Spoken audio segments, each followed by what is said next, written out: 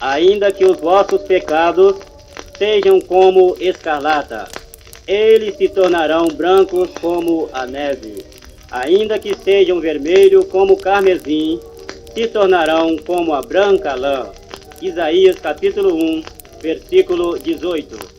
Irmãos e amigos que me ouvem neste momento tão oportuno, eu quero apresentar para todos uma história real, uma transformação feita por Cristo Jesus.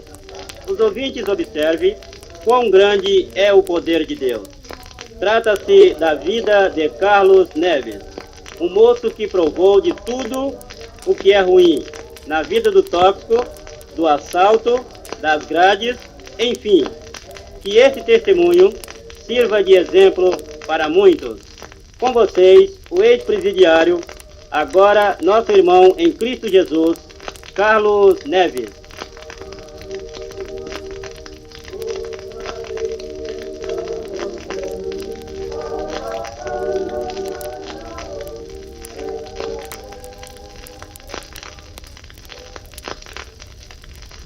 Que a gloriosa luz do Espírito Santo brilhe a todos os corações. Meus prezados irmãos e diletos ouvintes que me ouvem nesse instante, é com muita alegria que venho, por intermédio desta gravação, mencionar o episódio mais comovente que aconteceu comigo durante toda a minha vida. Isto é, longe de toda exaltação pessoal, e sim, com o anseio de levar o nome do Filho de Deus a todos, é o registro dentro de mim. Quero contar desde o início para que todos possam conhecer detalhadamente a transformação de minha vida. Sou eu aquele ex-presidiário que foi salvo por Cristo dentro da grande cadeia que está situada na ilha em Vitória, Espírito Santo. Nasci no dia 27 de julho de 1956, na cidade de Carlos Chagras, Minas Gerais, na fazenda Bom Jardim, sendo criado na cidade de Montanha, Espírito Santo, em companhia de meus pais. Quanto ao meu lar, não tenho nada a lamentar, pois tive o privilégio de nascer em um lar cristão. Era um jovem muito feliz, cheio de sonhos adorados. Acompanhava os meus pais aos cultos e às escolas dominical, e o restante do tempo ajudava a minha mãe nos afazeres domésticos. Era muito influenciado na igreja. Me lembro que muitas vezes eu ganhava aquelas moedas de 50 centavos de meu pai para dar de oferta na igreja. Respondia muitas perguntas aos professores na escola dominical. Voltava muito feliz para casa. Às vezes, quando eu ia para a igreja, encontrava aquela roda de amigos e, ao passar por eles, escutava as críticas e gritavam: "Aleluia, irmão, carne no espeto e farinha na cuia." E eu, muito simples, respondia: "Sei que quando Jesus voltar, eu vou subir com ele, vocês vão ficar." E então todos calavam. O tempo foi passando e eu fui crescendo, induzido pelos companheiros. Certo dia, atendi um convite para ir ao cinema assistir um filme de karatê. Fiquei muito entusiasmado com aquele filme. Achei então que o cinema era mais importante do que a igreja. Desprezei a igreja por causa do cinema. Continuei a ir aos cinemas, boates. Com 15 anos, já era quase professor de halterofilismo. Com 17, já sabia lutar. Era bailarino, fumava, jogava e bebia e tinha muitos amigos e muitas mulheres. Com 18 anos, já tinha tirado os documentos. No dia 13 de setembro do ano de 1976, chegou um carro procurando pessoas para trabalhar na capital de Vitória, Espírito Santo. Eu, muito entusiasmado para conhecer a capital, aceitei o convite. E assim que cheguei, não tive dificuldade para me adaptar. Consegui muitos amigos e me ajuntei com uma quadrilha de bandidos, onde aprendi a embriagar com um dos primeiros tóxicos, que é a maconha. Mais tarde, aprendi a aplicar tóxico nas veias, com uma seringa. Pelas beiras das praias, treinei a lutar capoeira regional. Aprendi tudo o que não prestava. Certo dia, quebrei a cabeça de um rapaz com um soco e com esta fui expulso da firma. Fui morar no baixo meletríssimo daquela cidade. Centro de Macumba era o meu ponto central, pois já não havia mais lugar para me morar. Procurei preencher o vazio da minha vida nas coisas do mundo, mas não encontrei. e sempre tentando achar alguma coisa que suportasse que eu fosse feliz. No dia 13 de setembro do ano de 76, voltei para visitar os meus pais na cidade de Montanha. Ao chegar, encontrei todos muito tristes. E ao entrar em casa, cumprimentei a todos. E de noite, quando estava dormindo, eu ouvi o barulho dos instrumentos que tocavam no clube. Saí e fui para o clube dançar. Quando cheguei às 3 horas da manhã, entrando calmamente, a fim de que ninguém percebesse a minha volta da rua, mas quando olhava na cama, no quarto da minha mãe, encontrava minha mãe se de joelho orando a Deus, pedindo para que o Senhor salvasse o teu filho, o qual já considerava perdido. No outro dia não aguentei, vendo aquela cena, arrumei a minha mala e imediatamente voltei para a capital de Vitória. Chegando em Vitória, ajuntei novamente com os bandidos, fui para São Paulo.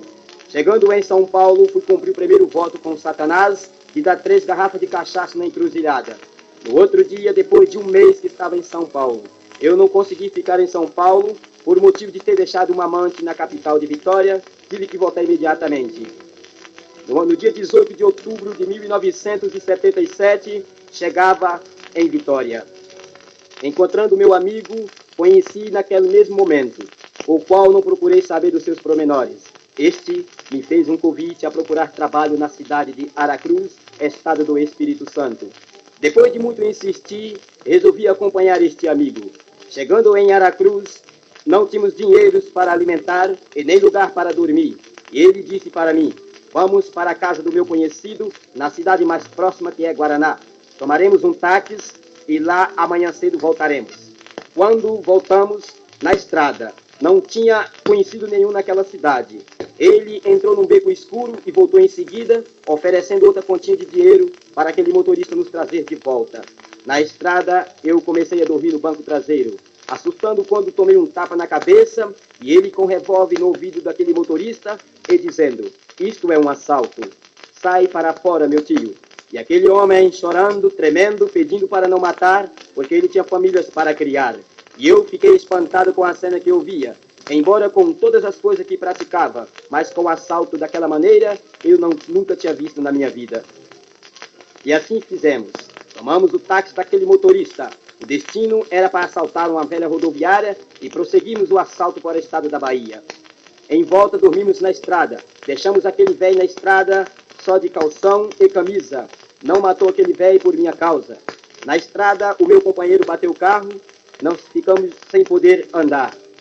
E eu, vendo aquela cena, ele não podendo desamassar o carro.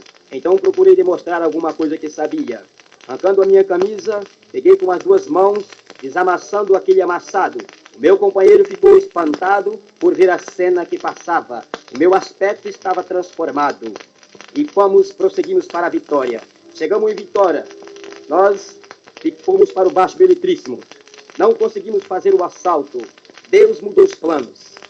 E deixei aquele amigo em Vitória, fui para o Baixo Beletríssimo daquela cidade, no qual não enxergava outro lugar para mim ir. Por falta de documentos, fui preso pela Polícia Civil. Porém, eles não sabiam que nós éramos assaltantes, o qual já estava sendo procurado por toda a polícia capixaba. No dia seguinte, o meu companheiro também foi preso. Fomos colocados na superintendência. Depois de 2 dias, no dia 19 de outubro de 77, foram repassar os presos, a fim de que a vítima reconhecesse os assaltantes. Finalmente chegou na minha vez, quando chegou em cima, onde que estavam os policiais, o meu parceiro já estava algemado.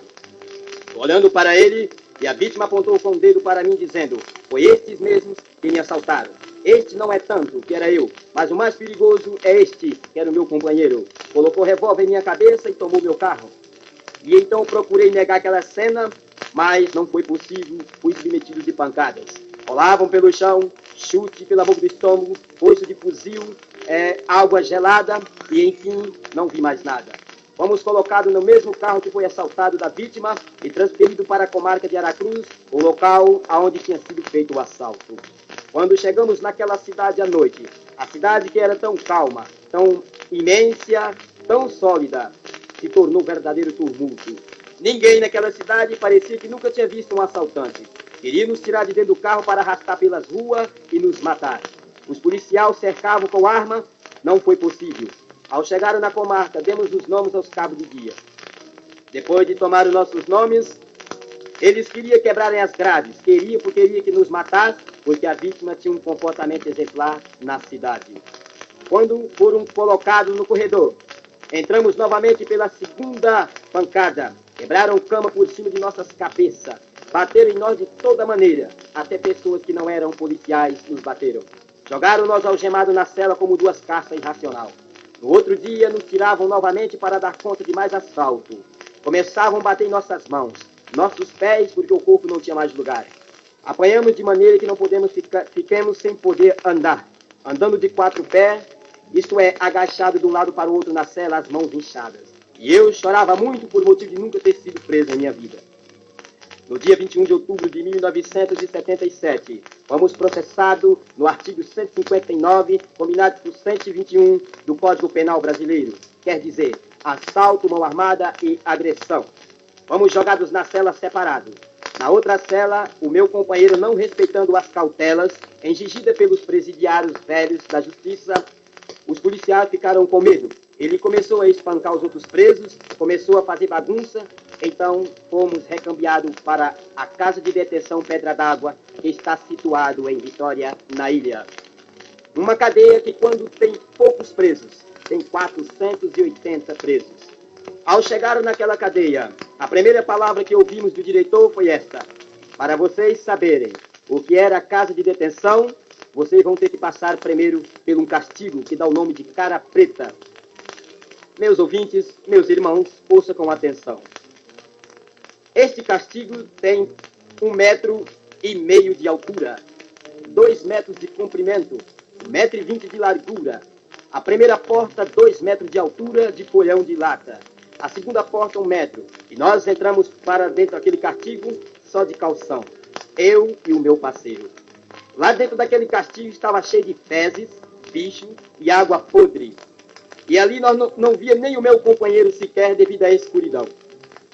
Meus ouvintes, perdi todos os meus cabelos da minha cabeça. Ali dentro o meu corpo empolou todinho de uma coceira braba. Também, para completar a história, perdi as minhas vistas. Meu companheiro começou a chorar. No segundo dia ele foi tirado. Ele desculpou que tinha uma dor de pulmão, ficando só eu. Ao terceiro dia eu fui para outro castigo. Ao quarto dia fui colocado numa cela normal. Encontrando os amigos que já conhecia desde a liberdade, os quais me protegeram, raspei toda a minha cabeça, me deram roupa, tomei banho. Mas, dentro do presídio, comecei a observar os presos. Certo dia, observei quando um preso matava outro de faca, dando 18 facadas naquele preso e aquele outro preso pedindo para deixar ver os seus familiares. E eu fiquei emocionado, eu fiquei com medo daquela cena, começava a chorar, e quanto mais chorava, mais não tinha consolo. E eu dizia comigo mesmo, também vou morrer pelos presos, porque eles estão matando seus companheiros, quanto mais a mim que não conheço. No outro dia, fomos para o banho de sol, onde que outros presos tornou matar outro preso. Os prezados ouvintes poderão perguntar, mas como que esses presos conseguirão faca para matar os outros? Meus ouvintes, eles quebram as camas de cimento, conseguem tirar aqueles vergalhão e faz aquelas facas que dão o nome de chuncho. Outros fazem de colher, outros matam de toalha. E mataram assim 5 a 8 presos durante o tempo que eu estive nessa detenção. Um belo dia de domingo, eu não ia mandar avisar os meus pais que estavam presos. Mas o jornal espalhou por toda parte espiritantense. A televisão espalhou por todo canto. Meu pai ficou sabendo no interior e veio ao meu encontro. Procurou em todas as cadeias. Às 13 horas da tarde, no dia de domingo, eu vi quando meu pai entrava, em suas mãos trazia um Novo Testamento, o qual na liberdade já tinha dado ele de presente, pois não queria saber do Evangelho. Não conhecia quem era mais Deus. O meu Deus era o Espírito das Trevas. O meu Deus era o tranca-rua e o capa negra. Esse era o Deus que eu conhecia. Deus Altíssimo para mim não existia. E ele chegando para mim muito pálido, entregando aquele Novo Testamento, olhando dentro dos meus olhos, disse: toma este presente. Talvez, atrás das grades, você poderá observar a palavra de Deus. E aquilo começou a queimar em meu coração. Às 4 horas da tarde fomos recolhidos para a cela. Dentro da cela comecei a ler aquele livro. Minhas vistas já tinham se recuperado.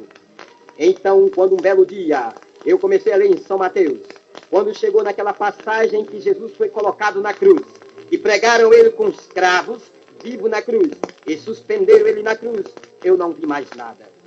Lembre quando eu li a última palavra, quando terminava de cair o sangue, cair a água aos pés da cruz, eu desmaiei em minha cama.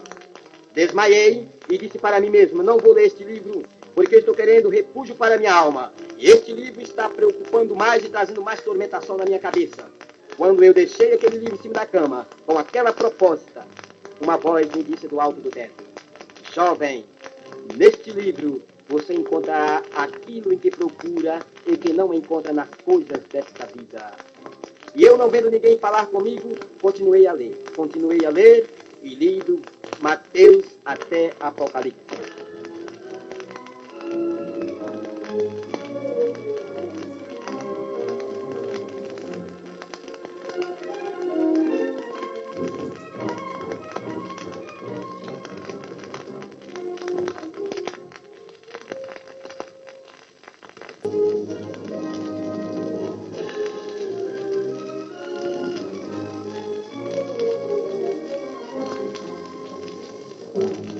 E ao terminar de ler aquele livro, eu senti que algo faltava em minha vida. Olhava para o céu, pelas grades, só via as estrelas. Olhava para as paredes e, nem tanto, não via nenhum dos meus irmãos presos. Também pude lembrar, quando era criança, não tinha uma vida tão sofrida como esta. E também não via nenhum dos meus irmãos presos, lembrei que todo aquele meu padecimento era o preço da minha desobediência. E então disse para mim mesmo, o dia que os crentes vierem aqui, domingo às 13 horas da tarde, eu vou voltar para Jesus. E assim fiz. Prezados jovens que me ouvem nesta hora, está aí uma parte importante, uma incumbência em que Deus colocou em tuas costas. De ir aos presídios, levar a palavra de Deus. Se os crentes não vão ao presídio aquele domingo, estaria eu perdido. Estava ansioso, esperando que chegasse algum servo de Deus para levar o alimento do céu para mim. E eu, com lágrima nos olhos, falava aquelas palavras. Muitas das vezes Deus te entregou um compromisso, entregou esta responsabilidade, e você, no entanto, está parado em tua casa, envolvendo com aquilo que não te pertence. Lembra do teu Criador, lembra do ídolo de Jesus. Vai aos presídios, meu jovem, adolescente, vai levar a palavra de Deus, porque dentro dos presídios se encontra muito desviado como eu era. E ao entrar aqueles crentes às 13 horas da tarde, juntamente com a minha amante, ouvi muito bem a pregação e os hinos cantados. Quando aquele pregador fez o apelo, onde está a primeira alma que quer aceitar Jesus como teu Salvador? Onde está um desviado que quer voltar? Eu fui levantar as minhas mãos, quando uma mão preta me segurou por baixo e dizia, você não vai ser crente, você vai morrer porque você é desviado. A terceira vez, o pregador, Deus usando ele, disse, às vezes, meu amigo, você está distanciado e o inimigo está falando que não tem jeito para você. Mas eu te digo agora que Jesus tem poder para transformar o homem velho em uma nova criatura. E eu assustei quando estava de joelho com as mãos postas para os céus, voltando para Jesus. Vamos colocá-lo na cela às 4 horas. Na segunda-feira, vamos para a comarca no interior, atender o chamado do doutor juiz. No dia 29 de 1978, fomos condenados a 6 anos de reclusão. Voltando para a detenção, meus pais já tinham pedido para eu ficar na comarca onde eu desejava, devido à conduta dos presos. Lá eu sabia que não ia morrer pelos outros amigos. Cá, eles não importavam ou para matarem ou para morrer, porque o que tinha menos cadeia tinha 100 anos de cadeia. E comecei a pensar no carro, delegado na frente e meu parceiro algemado comigo e um policial atrás. Lágrimas caíam dos meus olhos e uma voz disse, suicida e leva o teu companheiro. Quando eu fui para abrir a porta, para cair no asfalto, o delegado olhou para trás e disse, você está chorando? Eu não respondi nada. E ele disse, vou deixar esse rapaz na estrada e trazer de volta para a comarca. Ele tem jeito de se regenerar. E então parei com aquele intento. Voltando para a comarca, já tinha entregado para Jesus. Foi preso um lutador de capoeira, onde eu começava a treinar capoeira dentro da cela. jogar tóxico nas veias que os portarias levavam, jogar fumar maconha, 3 maços de cigarro por dia e 2 pacotes de fumo. Um certo dia entrei no banheiro para entregar a vida para o diabo, quando eu ouvi uma voz, na hora que eu estava para cortar os meus punhos, e uma voz que eu vou falar pela segunda vez: jovem, pensa no que fazes, porque amanhã poderá ser muito tarde. O teu chamado é grande. E eu não vi ninguém que falava comigo. Voltei para minha cama muito triste, pegando a Bíblia, e li no livro de Amós, capítulo 4, versículo 12, que dizia o seguinte: prepara-te, ó Israel, para encontrar com o Senhor teu Deus. E eu não estava preparado, embora já tinha aceitado, mas o inimigo não queria deixar eu servir a Cristo. Estava sendo preso pelo inimigo, preso pela maconha, preso pelo tóxico, preso por todas as coisas que levam o homem à perdição. Não dá para mencionar todos nesta gravação, porque o meu testemunho é muito grande. E então, meus ouvintes, meus irmãos, naquela hora, à noite, eu senti o desejo de orar a Deus, depois de 10 anos. Naquela comarca eu fui desprezado, não tinha um sabão para tomar um banho, não tinha um creme dental para escovar os dentes.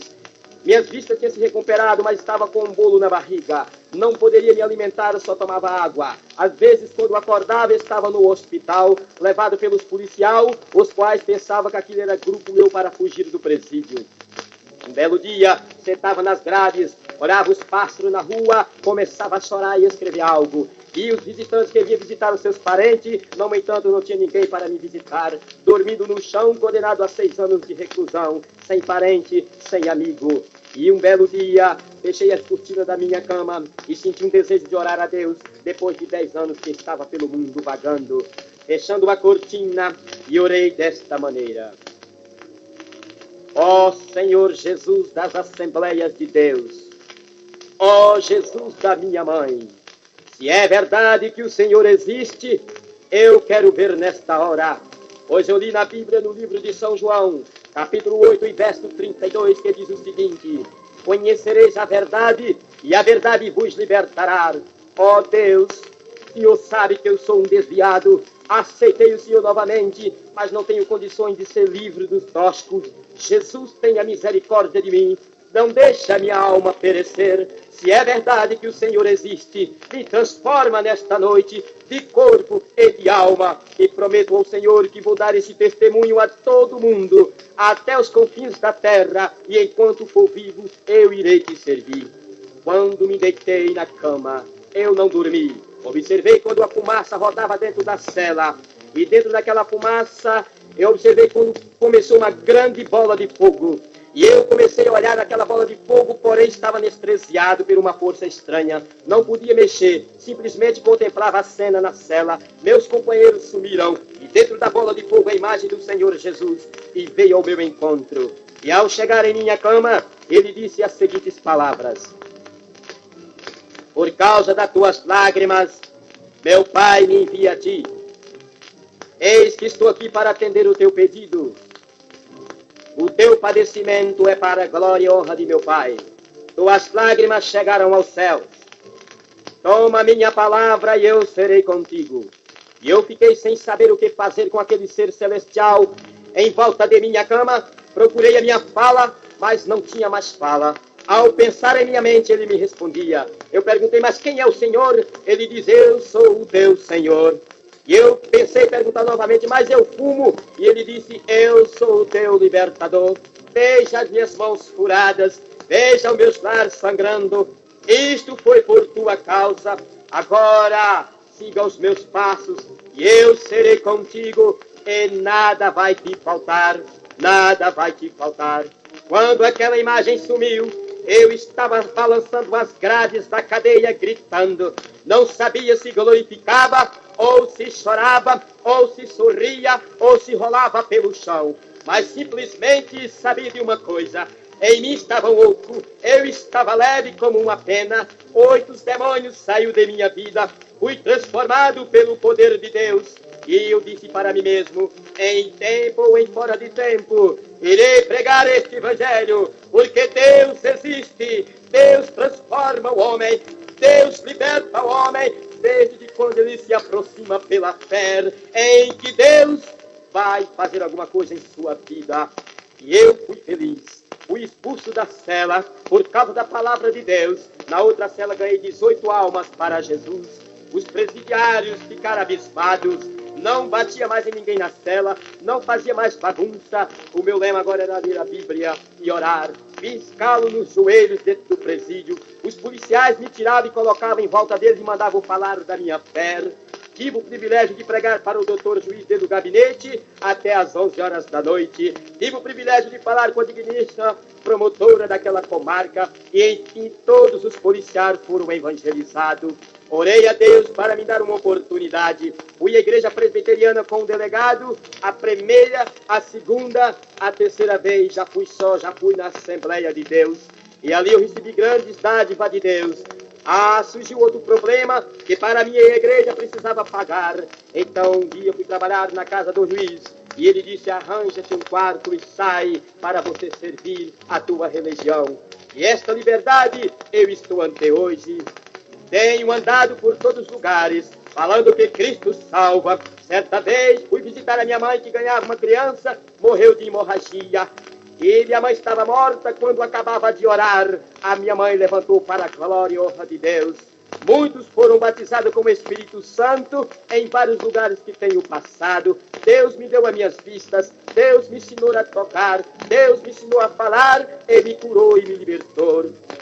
Meu prezado ouvinte, às vezes você está preso pelas grades dos toscos, pelas grades de Satanás, pelas grades do cigarro, pelas grades da doença, pelas grades das dúvidas. Jesus quer te libertar agora. Às vezes você está desviado da igreja. Você acha que não tem força para voltar, mas digo eu para ti agora que o sangue de Jesus tem poder para libertar o homem. Aproxime dele agora pela fé. E assim como fui liberto na prisão, das grades dos homens, das grades de Satanás, Jesus é o mesmo e pode nesta hora libertar você agora. E você será o autêntico vitorioso, um vaso de bênção na mão de Deus. Sou um jovem e tenho 26 anos de idade. E não reclamo da minha vida. Hoje eu sou feliz. O vazio da minha vida, Jesus preencheu pela tua graça. Jesus te chama. Prepara-te, ó Israel, para encontrar com o Senhor teu Deus. E Deus está te chamando nesta hora. Deus está te convidando. Esta história não é uma fantasia, esta é uma história real. Hoje estou falando ao vivo para que todos saibam que Deus existe e tem poder para transformar o homem e resgatar da maldição do pecado. Deus te convida nesta hora e neste instante. Peço a ti que não saia. O problema que você tiver, qualquer coisa, você agora vai ser liberto. Aproxime pela fé e não saia de perto, porque agora vou fazer a oração da fé e você crere. Se tu creres, tu verás a glória de Deus. Dobre os seus joelhos, meu ouvinte, aonde você estiver agora, enquanto vamos orar ao Senhor em teu favor.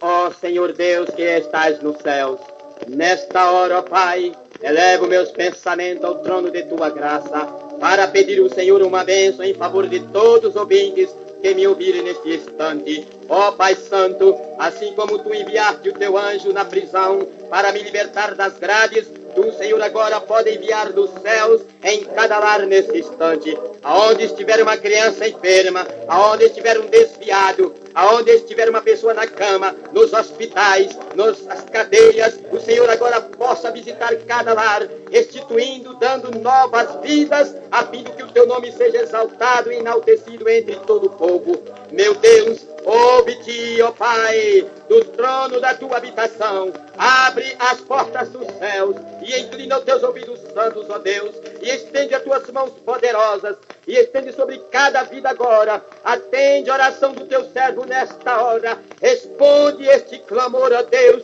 que eu lhe faço, assim como o Senhor respondeu no presídio, assim como o Senhor levantaste a minha mãe, assim como o Senhor, ó Deus, deste a vista ao cego de Jericó, assim como o Senhor curaste o paralítico de Cafarnaum. Levanta estas vidas agora, abençoa este estúdio, abençoa todos os lares brasileiros, estende as tuas mãos do norte ao sul, do leste ao oeste, abençoa todo o povo católico, abençoa todos os evangélicos, abençoa os missionários, abençoa os pastores, os jovens da nossa época. Segura, ó Deus, os jovens em tuas mãos. Não deixa que ele abandona. Ó Pai Santo, tu tens o poder para transformar as vidas. Concede, ó Deus, aquilo em que eles lhe pedem, segundo a tua vontade. Meu Senhor, meu Deus, cura agora, dá vista aos cegos. Jesus, levanta esta vida que agora está de joelho, com lágrimas nos olhos, esperando ansiosamente receber uma bênção de ti. Ó Pai Santo, envia o teu anjo agora com um bálsamo nas mãos, pois tu és o Cordeiro de Deus que tira os pecados do mundo. Jesus, eu não mereço tal coisa, mas tu és, ó Pai, tu és maravilhoso, tu és onipotente, a tua graça nos basta. Jesus querido, este é o meu pedido que eu te faço nesta hora. Visita todos os lares, visita meus familiares. Ó Pai Santo, aqueles que comprarem, aqueles que ouvirem a tua palavra, eles possam sentir em teu coração a alegria de viver, para que um dia possa morar contigo nos céus. Senhor Jesus, ilumina o entendimento de todos, mostra-lhe o caminho da verdade, para que nenhum se perca, pois a tua vida custou cara. Ó Deus, esta é minha oração nesta hora, em que eu te peço. Ouça, Pai Santo, responde-me, em nome de teu Filho Jesus, eu te peço agora e para todos sempre. Amém e amém e amém, Jesus.